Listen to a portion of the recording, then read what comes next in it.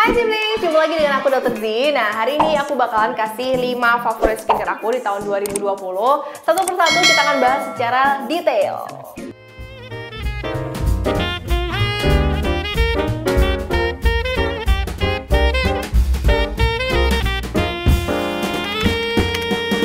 Yang pertama adalah Clean It Zero dari Banilako. Nah, ini memang salah satu produk luar, tapi sudah ada di Indonesia dan sudah BPOM. Nah, ini tuh ada 4 varian sebenarnya, 4 atau 5 gitu seingat aku. Tapi aku abisin yang ini dulu, jadi aku reviewin dulu. Dan semuanya juga sudah pernah aku coba. Jadi mereka ada yang untuk kulit normal, yang warna pink, ada yang warna hijau untuk kulit berminyak, ada yang warna ungu, ada yang warnanya agak kuning gitu ya. Jadi disesuaikan aja sama jenis kulit kamu, atau kamu baca komposisinya, yang mana lebih cocok di kulit kamu ya. Kalau yang ini overall aku suka karena dia itu bentuknya itu kayak balm. Jadi bener-bener travel friendly. Jadi nggak, kalau kita pakai oil cleanser tuh kan takutnya ketika kita bawa-bawa tumpah. Kalau itu enggak, karena dia kan padat. Dan ketika dioles ke kulit, baru dia meleleh, jadi kayak oil gitu. Jadi aku lebih suka balm, karena lebih bisa dibawa kemana-mana. Kemudian ini juga sudah ada spatulanya, jadi kita nggak perlu ambilnya pakai tangan, tapi sudah ada sendok spatulanya kecil. Terus ini sudah kosong juga, karena memang aku abisin. Terus dari tekstur, dari fungsi juga aku suka karena dia cepet ya. Untuk ngapus makeup itu, sunscreen, makeup juga cepet. Jadi semua kayak eyeliner, terus mascara, eyeshadow itu terangkat dengan baik. Nah, kalau dari segi komposisi sebenarnya kalian sesuaikan lagi dengan varian yang kalian gunakan dan jenis kulit kalian. Karena setiap varian memiliki komposisi yang berbeda-beda, yang bermanfaat untuk setiap jenis kulit.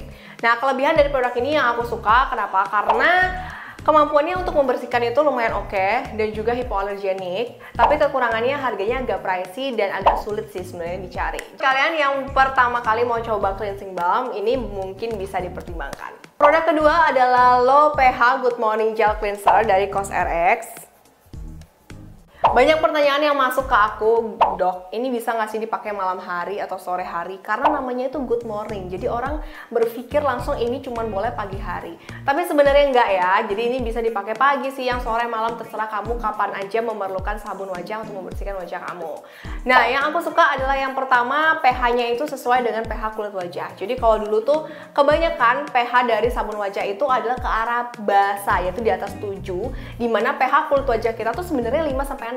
Jadi itu nggak matching gitu dan akan memberikan efek atau dampak ke kulit kita.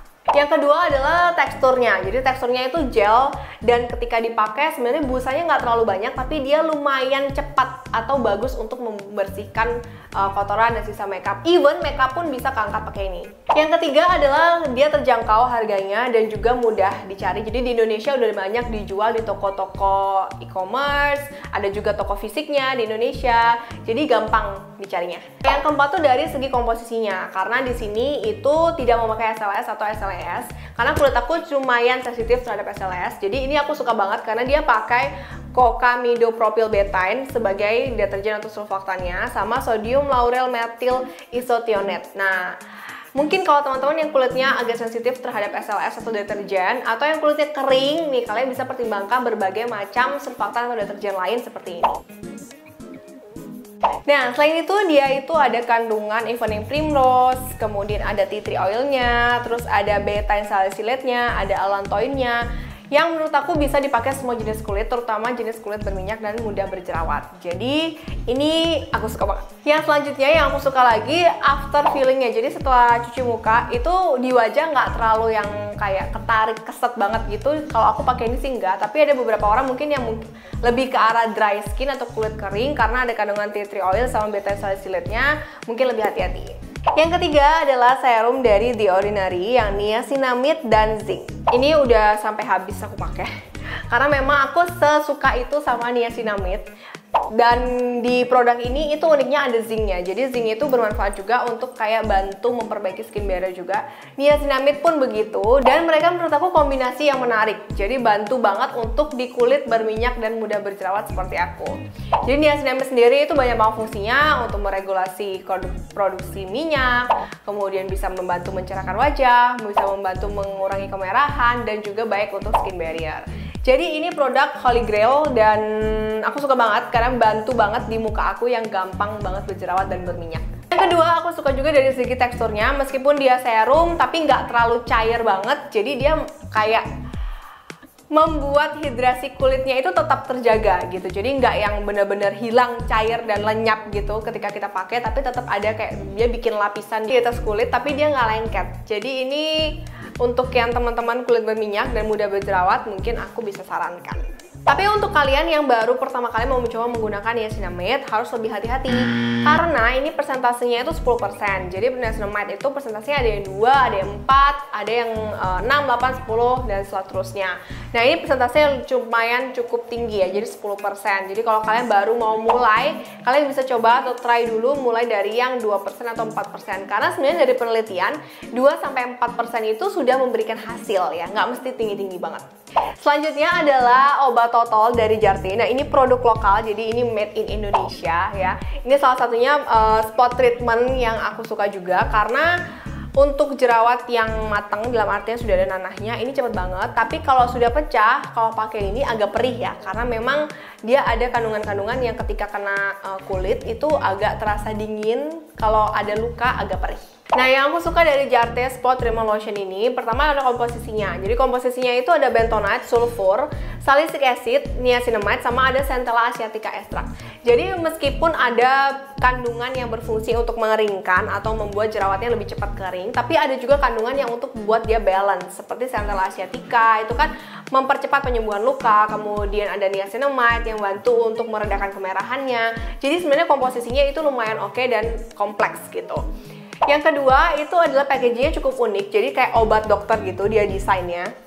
Nah, tapi ada kekurangannya nih. Kekurangannya dia adalah cara pakainya agak ribet ya. Jadi ini kalau obat biasanya kan harus dikocok dulu. Nah, kalau ini tidak boleh dikocok. Jadi biarkan ada lapisan kuning ini mengendap di bawah dan kita harus ambil pakai cotton bud menyentuh endapan pinknya itu dan kita totolkan di jerawat.